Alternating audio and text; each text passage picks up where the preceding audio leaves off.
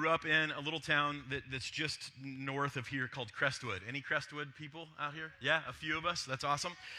C-Dub. Yeah, I remember when there was nothing there. Like, we didn't even have stoplights. We had, like, one stop sign.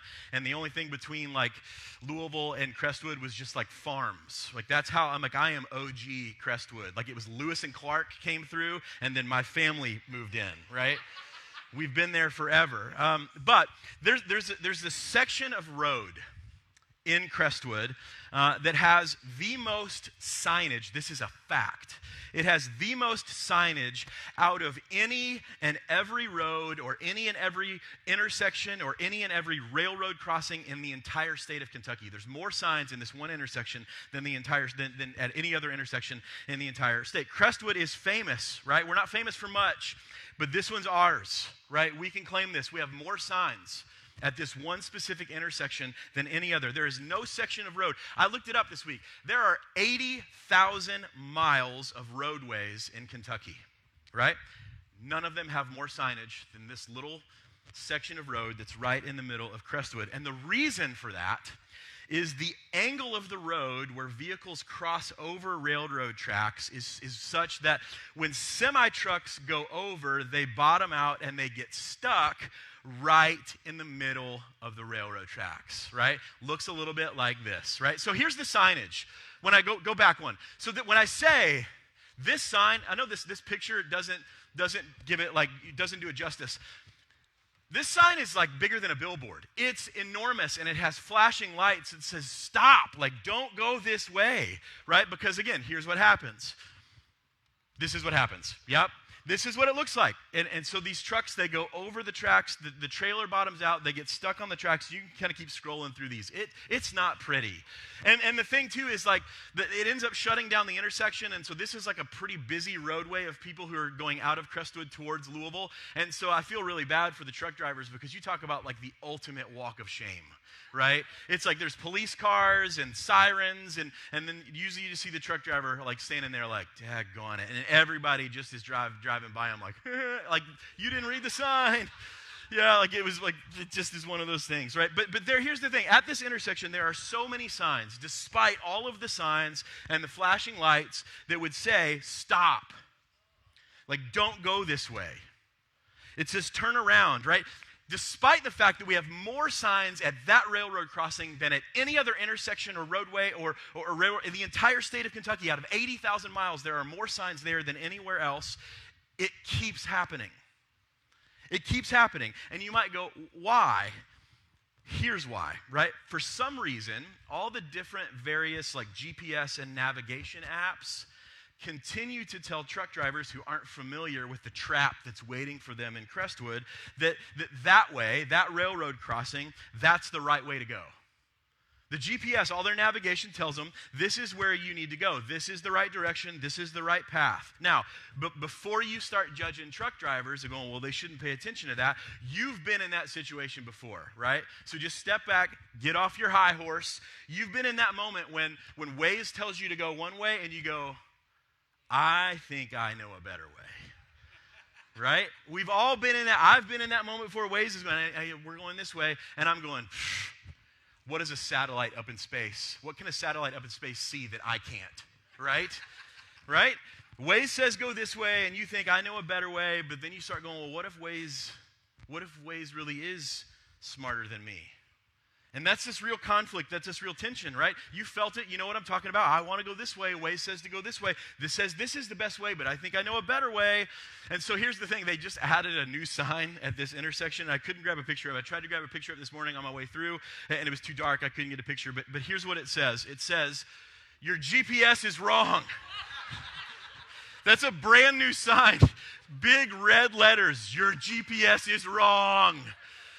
Don't go this way. Don't follow. I thought, whoever, it's like that's not a like state commissioned sign. Somebody made that and went like in the cover of darkness and just installed it in the road one night.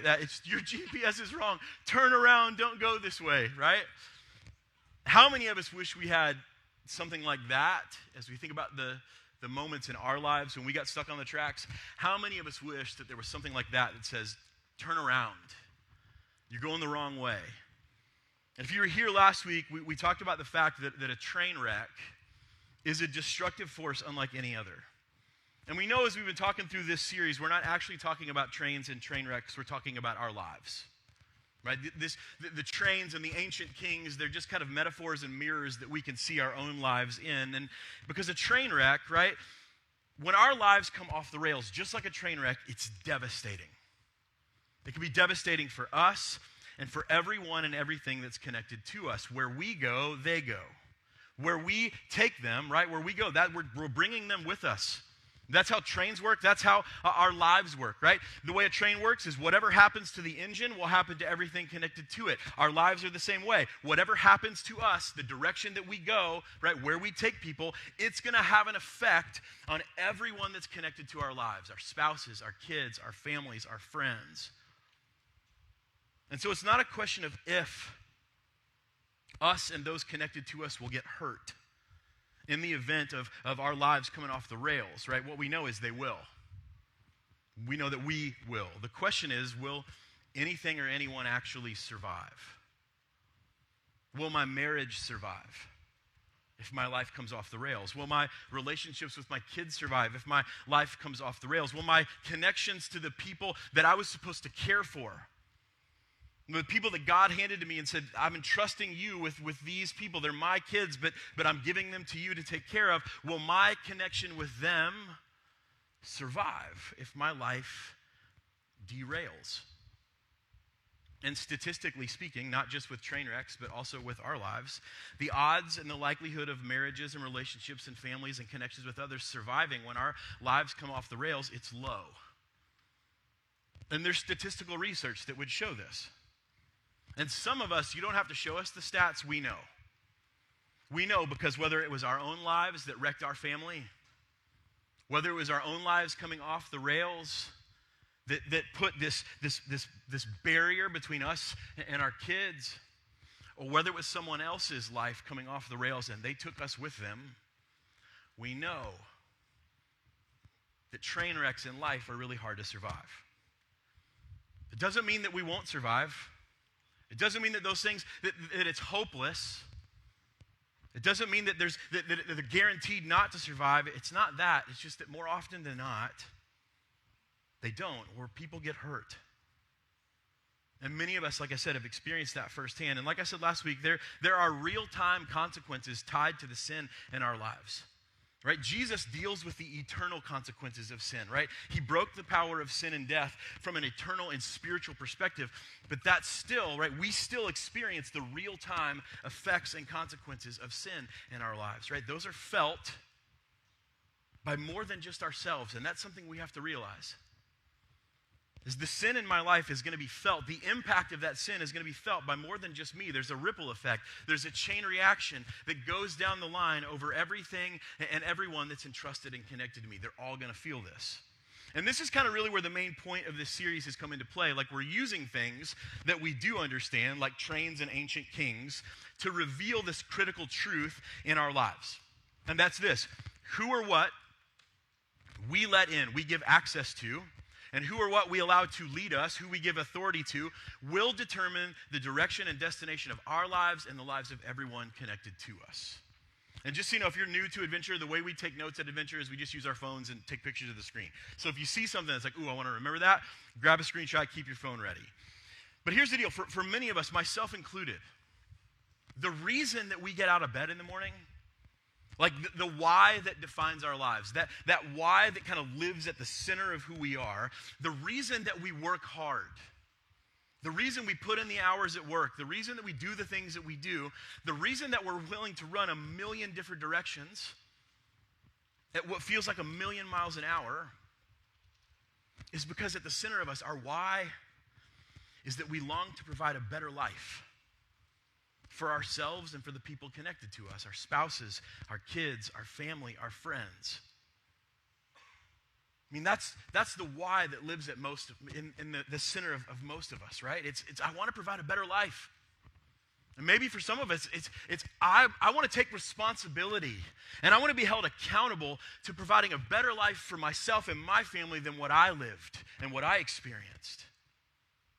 So that being true, typically who or what we give access and authority to in our lives, that's who or what we believe can and will make providing a better life for ourselves and the people we care about a reality. That's who I'm going to listen to. I mean, I don't know about you. I'm not going to listen to everything everywhere. I'm going to listen to that. The people that I'm going to give access to my life and what I'm going to listen to, who I'm going to trust and who I'm going to follow, who I'm going to allow to lead me in my life, that's who I want to listen to. That's who I want to, someone who's going to help me take this why, this desire that I have to provide a better life for myself and my family. Whoever can help me make that real, that's who I want to listen to. That's who I want to let in. See, none of us, I don't think, wake up in the morning and decide, you know what? I'm really on the lookout today for some bad advice. I just want some bad advice, right? I'm looking to give access and authority in my life to something or someone that wants to see me tank my marriage. Like, that sounds like a good idea. That sounds like a good plan. That's what I'm looking for today, right? I'm not looking for something right to follow. I want to follow something wrong. Like, let's get wild, right? I want to go the wrong way, and I want to take everyone with me down the wrong path. I don't think many of us wake up in the morning and decide that's what we want to do. If that is you, can you just stick around after service for a few minutes so we can talk, right? But what I would guess what most of us do is we give access and authority to things that we feel like are leading us in directions that are right. But what we need to ask ourselves, what we need to spend some time thinking through, what we're going to unpack today are these questions. Again, get your phones ready. Take a picture of these. Bless you. This is going to be helpful, right? So ask yourself, is who or what I'm giving access and authority to in my life really and truly leading me in a direction that's good or better for me and those connected to me? Have you ever stopped to think about that? Like, is it really leading me in a direction that's good? Will it provide a better life for myself and my family? Is it possible, here's the follow-up question, is it possible that I could be buying into something and following someone that's causing me to ignore all the signs and all the warnings that are trying to tell me that my life and the lives of those who have been entrusted to me are heading for a train wreck? Am I so bought into following something that I believe is right that it's causing me to miss and ignore all the signs that say you're heading for a disaster? In John 10:10, Jesus says it like this. He says, the thief comes only to steal and kill and destroy, but I've come, Jesus says, I'm here so that we can have life abundantly, the abundant life to the full, a maxed out life when it comes to peace and joy. This is a warning sign. Jesus has given us a warning sign. He's saying there is a thief. There is a real enemy. We call him Satan. And his desire is this, to steal and kill and destroy. That's not metaphorical. That's not just like tough talk. No, he wants to steal our hope. He wants to steal our joy. He wants to steal our peace and leave us with nothing. To leave us hopeless and joyless and without peace. He wants to actually kill us and destroy us. Why? Because you and I were created and designed to be living and breathing reflections of God to all creation. That's why God, back in creation, in Genesis, when he creates Adam and Eve, he specifically, the purpose that he created them with was so that their lives together would mirror and reflect his love to all creation. And that's why we were created. Human beings were created to be living and breathing reflections of the love and the character of God to all creation. So when creation looks at us, they see a snapshot of him. Things like marriages and families, they're meant to mirror and reflect the new reality of the gospel.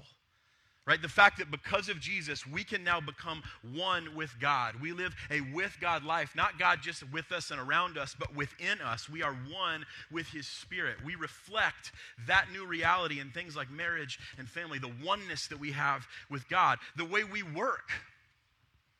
The way we work and provide and protect those that we care about points to a bigger purpose. Again, when God created Adam and Eve, he gave them a purpose. He said you are to provide and protect one another, and you are to provide for and protect this garden, right? So work, this idea of purpose and work, didn't come after Adam and Eve sinned. It was given to us before. So we were created with this purpose, this meaningfulness of providing and protecting those who God has entrusted us with, and Satan wants to wreck all of that because he hates. Like really hates anything and everything that reflects the purpose and mission and character of God. And we hear that, and what we think is like steal, kill, and destroy. Like that sounds like a big deal. Like surely, right, there will be signs. Like surely I will see the signs, or I'll notice if someone is trying to steal from me, right? I'll notice, I'll be able to see it, right? I'll hear about it if someone's coming to kill me and destroy me. That feels like, Brad, something like that should be pretty obvious. We should catch that.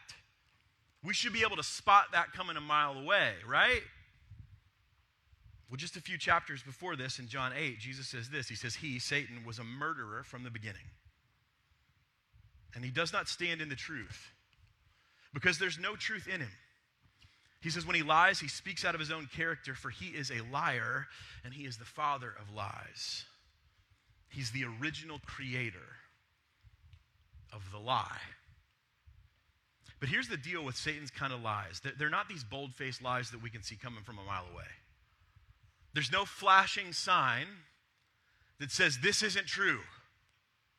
There's no flashing sign that says, turn around, run away, this isn't right. Satan's lies are actually truths that have been twisted by a few very small and slight degrees. See, the interesting thing, if you go back and read in Genesis, when Satan is tempting Adam and Eve, the way that he responds to Eve, he says, what did God really say? And Eve says, well, God said that we can eat from all the trees, but we shouldn't eat from this tree, right? Because this is the tree that we're not supposed to eat from. He's like, well, did God really say that? Well, here's why God said that. He said that because he doesn't want you to become like him. It's not a bold-faced lie. He actually has Eve repeat the things that God says. Satan himself repeats the things that God says and then twists them just a little bit to get us to buy into him. In other words, his lies are really easy to believe and buy into. And they're actually, what they're designed to do is they're designed to kind of blow tiny little holes of doubt in God's truth that he calls us to trust. And so what happens is as those holes get kind of blown in God's truth over time, we begin to doubt that what God says is true.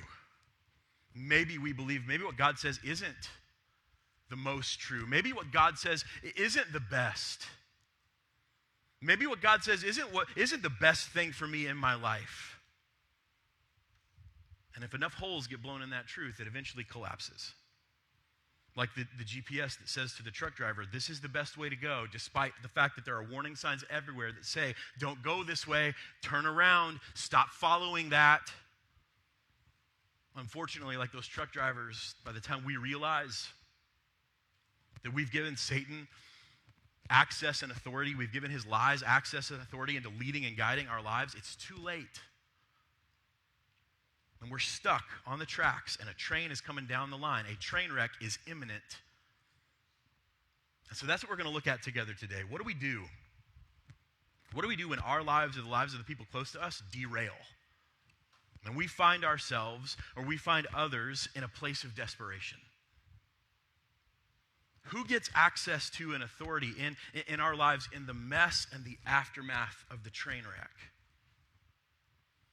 And then here's the big question. I think for me, I can't tell you how many times I've asked this myself. How many times I've wondered this in my own life when my life comes off the rails. It's this, can we, and the people we care about, can we get back on track? Is it possible for us to get back on track, or are we wrecked and ruined forever? Am I just damaged goods? Is this going to define me for the rest of my life? Or is there a chance that I can maybe get back on track? Am I too far gone? Or is there a shot that maybe this thing can get going in the right direction again? If you got your Bibles or your Bible apps around you, grab those. We're going to open up to 1 Samuel 21. So all the way back in the Old Testament. 1 Samuel chapter 21. Now, as you're flipping there, let me give you some context. We're going to jump into the middle of the life of King David, right? King David was our committed king, right? As we've been talking about these different kings and what is commitment and compromise and complacency, what does that look like when that plays out in our lives? David was our king who was committed. And last week we learned this: David is not perfect. David has some train wreck moments in his life, but still stays so committed to God that despite all those train wrecks, God still looks at David and says, that's a man after my own heart. I mean, it's the steam engine, right? It's built for adversity. David's life was fueled by his relationship with God. David's life, because he was committed, was defined and built and shaped around biblical convictions and values and priorities. The way that God says to live, David said, I believe that is right and best and true. I want to live my life like this. So despite the fact that he experienced these train wrecks, he still kept God's truth at the center of his life. And so where we're picking up, David is a fugitive. This is before he's crowned king. So we're backing up a little bit in David's life from what we talked about last week. So this is before he becomes king, and he's on the run from the guy who's currently the king. The guy's name was Saul. Saul is trying to kill David. See, Saul sees David as a threat to his own power and authority as king, and so Saul is trying to take David out. So we're going to pick up in verse 10, right? So 1 Samuel chapter 21, verse 10. It says this: David fled that day from Saul's presence and went to King Achish of Gath. But Achish's servant said to him, isn't this David, the king of the land? David hasn't even been crowned king yet. But that's kind of how much power and influence David has as really just a soldier in the army. I mean, the other countries and other places look at David and they see, man, this dude's already king. See, isn't this David? Isn't he the king of the land? Don't they sing their songs about him during their dances, like Saul, who's the guy that was the king? Right, he killed thousands, but David's killed tens of thousands. I mean, isn't this the guy? And it says that David took this to heart and became very afraid of King Achish of Gath, so he pretended to be insane in their presence. He acted like a madman around them, scribbling on the doors of the gate and letting saliva run down his beard. So if you're ever in an awkward situation, if you want to know how to get out of it, a biblical way, like family dinners, things like that, it's like you just start drawing on the walls and drooling, right? And they're like, hey, we got to get you out of here. David, see, here's what happened. David, not long before this, had achieved this kind of legend status because he killed this giant named Goliath. So David was pretty well known in the land and in the communities around, but if you go back and read the story of David and Goliath, the Bible tells us where Goliath was originally from. Goliath was originally from a town called Gath. So David is on the run from Saul, the king of Israel, who's trying to kill him. And the first place that David tries to hide out is the hometown of the giant that he killed. And if you read the verses that lead up to this, like David, because he had to run, David had to get out of Jerusalem. He had to get out of the king's reach. And he had to go so fast that he didn't even have a sword. He didn't have a chance to pick up a weapon to defend himself. And so he goes to a friend's house and he says, do you have a sword? And the guy said, well, the only sword that I have is the sword that used to belong to Goliath. And David said, I'll take it. So David shows up at the gates of Gath, and he's recognized, that's the guy that killed Goliath. And he also is carrying Goliath's sword. It's like it was unmistakable at that point. And the guys at the gate, they're like, wait a minute, like, you killed our boy. Like, we know you. You killed Goliath. You even have his sword. And David realizes, they know who I am, right? So the Bible tells us that he acts like a crazy person and he escapes to Gath and he goes and he hides out in a cave. Flip over one chapter 22, we're going to pick up in verse 1. It said this: so David left Gath and took refuge in the cave of Adullam. When David's brothers and his fathers and the whole family heard about this, they went down and joined him in the cave. In addition to this, the Bible tells us, every man who was desperate, in debt, or discontented rallied around him, and he became their leader. About 400 men were with him. And maybe you can relate to some degree with David here. Something that you didn't see coming. Something that you didn't plan on, you didn't want it, this wasn't a part of the plan, has derailed your life. And here you are in the midst of the wreckage, and it feels like there is no shelter, there is no safe place to turn. What is someone in this moment who is committed to the most right and best truth of God? What do we do? What do we do when our lives come off the rails? Wasn't a part of the plan, didn't see this coming, didn't want this to happen. For David, his commitment to living his life rooted and shaped around what God says is best, he gave God access and authority to his life. That led him to step into the mess of other people's lives and also invite messy people to step into his own mess. And here's the deal. We read this story and go, well, no one would have blamed David if he would have hid out in that cave by himself. Why? Because that's what most of us tend to do when things come off the rails, right? We isolate. We tend to hide out. We justify our isolation by saying, like, we don't want to be a burden. We say no for people when we think things. We assume nobody wants to deal with us and our mess. People have enough going on in their lives. And so here's what happens. We tend to sit and soak in solitary sorrow. Alliteration for the win, right? A lot of S words. We sit and soak in solitary sorrow. We sit and soak by ourselves in the sorrow and hurt and pain of being in a messy situation. But through David's life, here's what we see. We see the commitment to the ways of life that God says are best will always lead us to both offering and receiving compassion no matter what our situation and circumstances are. Instead of isolating himself, David was willing to surround himself with people who were messy just like him. And David, like many of us, could have said, well, I've got this reputation to uphold. Right, I'm the general over this army. Like God has chosen me to be the future king of this land. Right, like I'm famous. I killed a giant. I've got this reputation that I've got to maintain, and I can't let anyone see me bleed. I can't let anyone see me like this. Like many of us, we think I've got this reputation to uphold. So what do? We stuff down pain because we want people to see something on the outside when the whole time on the inside we're hurt. Whether it's we don't want to be a burden, or we assume that people will just say no, so we say no for them, or we think we have to protect our own reputation. We isolate. But David was willing to surround himself with people who were messy just like him. The Bible tells us that they were desperate, which the word desperate means they were in distress. It says that they were in debt. That meant that they owed more money than they could pay back. It says that they were discontented. That word in Hebrew literally means bitter of soul and bitter in spirit. And yet David offered compassion to them in their mess, and he received compassion from them in his. And I think this is cool. The Old Testament word for compassion literally means to be deeply stirred to action. So this isn't like a feeling, right? It's an act. It's an act, right? You are compelled and you are propelled by love to do something. It's not just a feeling or an emotion. It is movement. It is action. The New Testament word for compassion is the Greek word splanchna.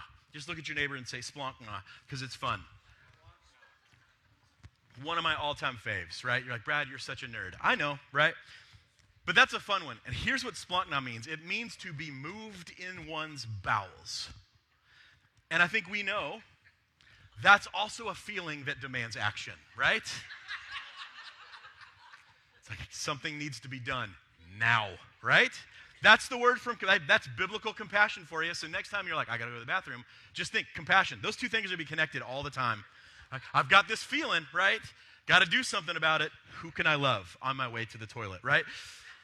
But I want to make sure that we're seeing like what offering and what receiving compassion does when we're willing to step into the mess of other people's lives, but also when we allow them to step into ours. Don't miss this, okay? Compassion, when received, restores belonging and purpose to those who need it most. And compassion, when it's given and offered, it provides purpose and belonging to those who need it most. Those who once believed they were isolated and alone discovered that they were not. When compassion is both offered and received. But the flip side of this is true, right? To deny compassion, to deny receiving it or offering it is to deny purpose and belonging for yourself or anyone else. And you have to imagine everybody that showed up in this cave with David probably felt like we feel when life comes off the rails, like I'm the only one. No one understands. No one gets how this feels. Nobody's going to understand. Nobody wants to hear my story. No one gets this. No one can identify, relate to this. I'm the only one. No one in the history of humanity has experienced what I'm experiencing right now. That's a lie. That's really easy to buy. See, what we see happen here is David rallied up all of those people in this cave, and they realized when they all got together, oh, I'm not alone. David and every single person, over 400 men, which means there are also women, so you could double that number, right? In theory, you think there's probably close to 1,000 people in this cave, and every single one of them, David included, is going, I'm not alone. Like, you too, me too, like this is us. David could have sat in his own pain by himself alone. David could have gone down the road of, why me? I don't deserve this. And in doing so, he would have completely missed out on discovering his own belonging and purpose in the midst of a painful situation and offering that to others at the same time. Remember, we've been talking about this last few weeks. The line between victim and victor runs through responsibility and accountability. And here's a good example, right, of the caveat we've been talking about. Well, sometimes we're made victims not because we chose to be made a victim, because someone else chose to make us one. David, great example. Is David responsible for Saul trying to kill him? No. Saul's insecurity led Saul to try to kill David. It's not David's fault. Is it David's fault that he's on the run and he's hiding out in a cave? No. Did David cause this train wreck in his life? No. None of this is David's fault.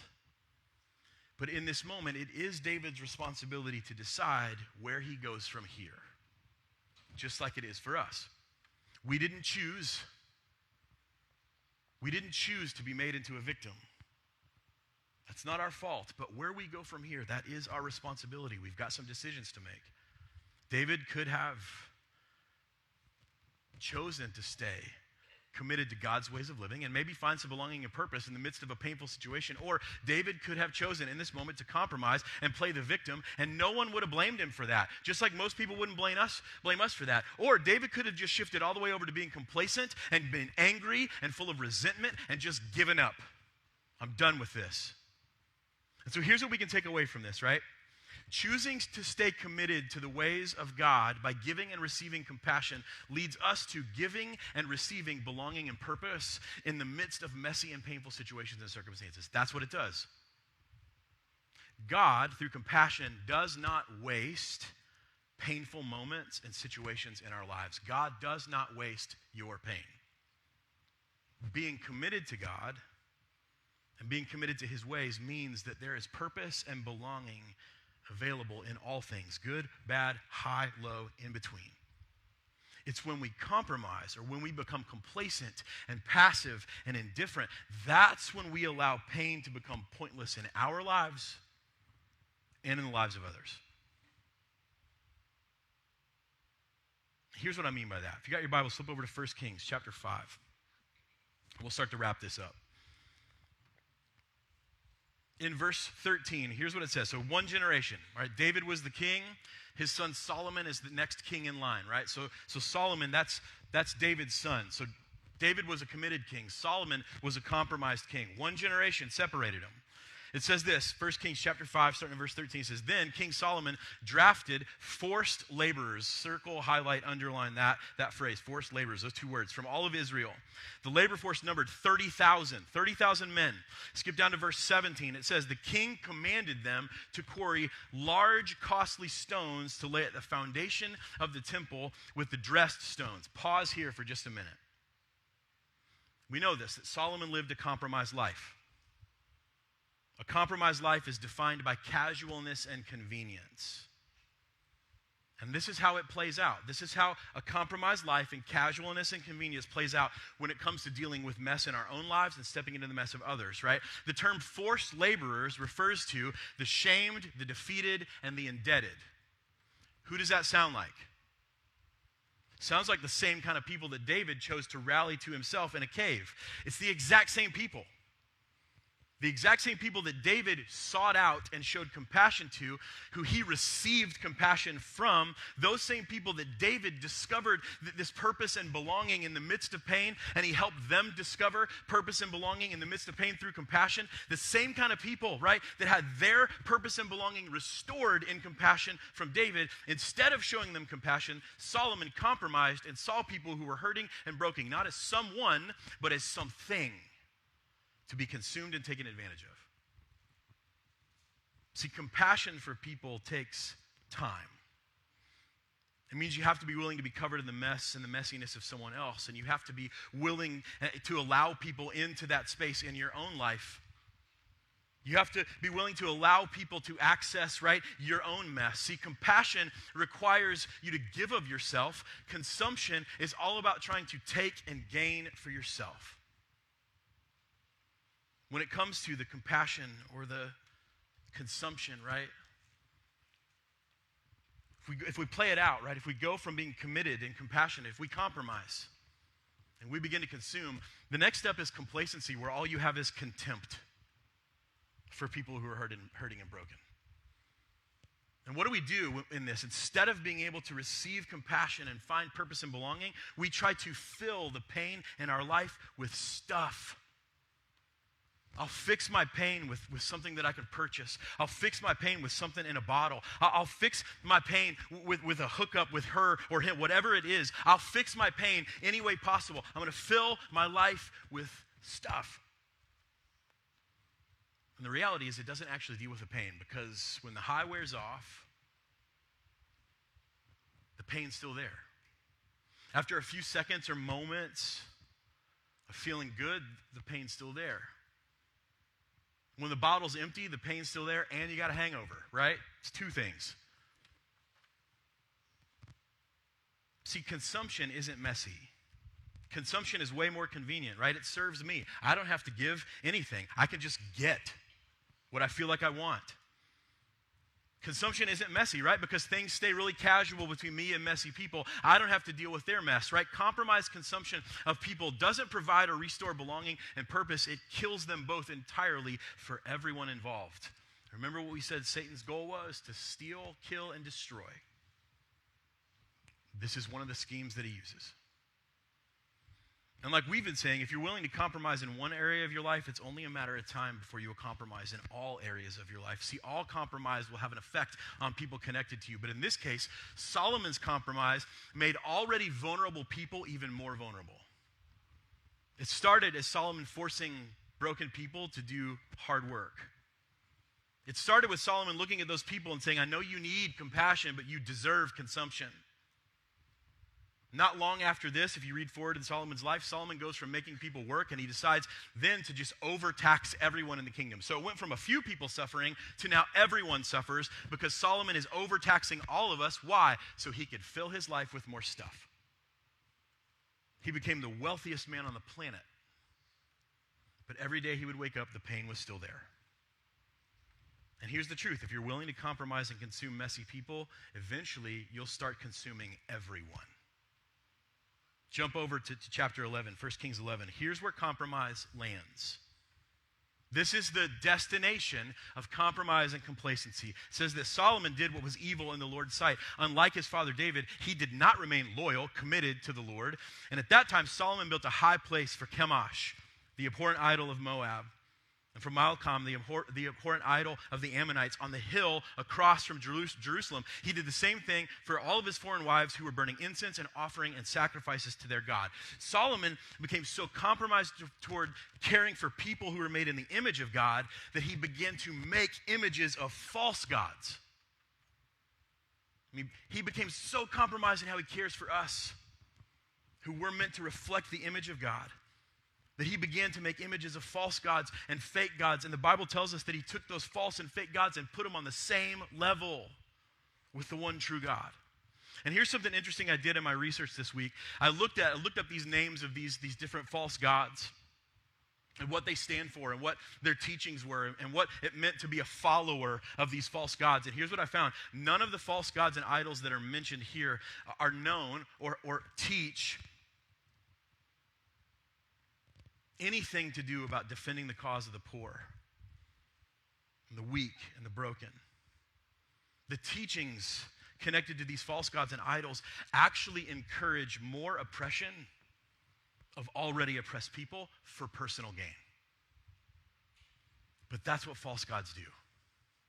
False gods will make everything about you and what you can get out of people instead of what you need to give to people. And the slope of compromise only gets slipperier and slipperier. And at the end, here's what Solomon had to say about where compromise and complacency landed. It says this in Ecclesiastes 2. He says, "So I became great and surpassed all who were before me in Jerusalem. My wisdom remained with me. All that my eyes desired, I did not deny them. I didn't refuse myself any pleasure, for I took pleasure in my struggle." Basically, it's I tried to treat my struggle with pleasure. Tried to medicate my pain with pleasure. And this was my reward for living a compromised life. When I considered all that I had accomplished and all that I had labored to achieve, I found everything to be futile. It was like chasing the wind. There was nothing to be gained under the sun. In compromise and complacency, without compassion, our pain and the pain of others becomes pointless. We allow the pain in the lives of others to be pointless. And can I just say this? As you kind of do a reality check in your life, if you realize that the thing that you're serving, right, the thing that you've allowed to have access and authority in your life, if it's actually leading you away from caring for people, if it's leading you towards only caring for yourself, can I just tell you, big flashing warning sign, you're not following God. You're following something else. And it will land you in meaninglessness. See, what makes our God so unique is he is the only God who commits himself to the cause of caring for messy and broken people. That's what makes him so unique. Among all the false gods and idols throughout Scripture, among all the false gods and idols that still exist in our world today, God, Yahweh, is the only one who commits himself to the cause of people who are broken and poor and in need. Which means this, the question of, can I get back on track? The answer is yes. To get back on track, we ourselves have to begin to commit to that same cause of caring for messy and broken people. Can I be restored? Yes. By being willing to step into someone else's mess and being willing to allow people to step into yours. By stepping into the mess with compassion, we're committing to both giving and receiving. We're committed to both providing and being provided with belonging and purpose. Through compassion, we become the restorers of belonging and purpose for others. And we find that our belonging and purpose also gets restored. When we bless others in the ways of God, what it does, it allows us to create space in our lives through giving and through compassion to receive a blessing from God that's unlike any other. And there is no greater blessing than belonging and purpose. So are you damaged goods? No. Are you too far gone? No. Are you too broken and messy? No. God's compassion is for everyone. You can't earn it. You can't clean yourself up. You can't be good enough, smart enough, powerful enough, influential enough, wealthy enough, pretty enough, handsome enough. All you can do is receive it. You receive belonging and purpose into the kingdom of God through compassion. And then you're able to offer that to others. So we're going to do communion a little different today. We, on fifth Sundays, months that have 5 Sundays, we allow our elementary kids, our K through 5 kids to come and join us because parents, let's be honest, most churches when we go in, we go 4 or 5 different directions and we get back in the car and we don't even know what to talk about, right? We value family here, and so we want to give our kids and parents the opportunities to worship together. And so today, we're going to do communion a little different. We've got stations. There's 4 stations around the room. There's one here, there's one there, and there's 2 in the back. And so as you go, we want you to go as a family. Take your kids with you. If you don't have kids, your family isn't here today, partner up with someone. Number one thing today is don't go alone. We talked about that last week, and this week just reinforces it. You may be sitting in a mess right now, and you're soaking in solitary sorrow. This is the opportunity to change that. And so there's going to be some questions up on the screen. They're just going to scroll like they are now, right? They're just going to scroll. And these are the questions. As you take communion, don't rush through this. Like we say, this is a holy moment.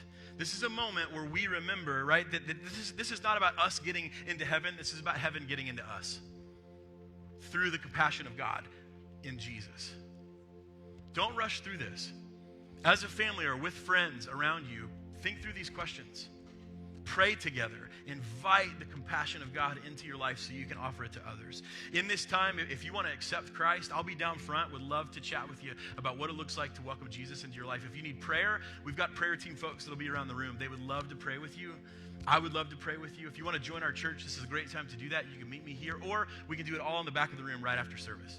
If coming down front kind of freaks you out, I get it, right? We can meet in the room, back of the room, right after service. We can pray. We can talk about Jesus. We can talk about what it means to be a part of Adventure. But I'm going to pray for us, and then we are going to worship through communion together, and then we'll continue to worship as a family, right? As a church family. Jesus, today we are so grateful that your life was one that was a living, breathing example of compassion.